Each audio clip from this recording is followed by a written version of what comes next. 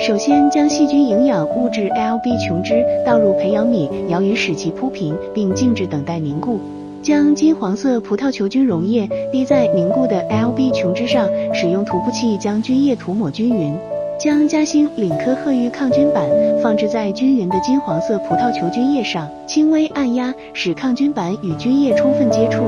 放入37摄氏度恒温生物培养箱，使金黄色葡萄球菌生长48小时。48小时后取出培养皿进行观察，抗菌板周围及中部镂空部分的细小黄色颗粒均为金黄色葡萄球菌。普通板表面布满金黄色葡萄球菌，褐玉抗菌板表面整洁无污染，边缘清晰，抗菌效果明显。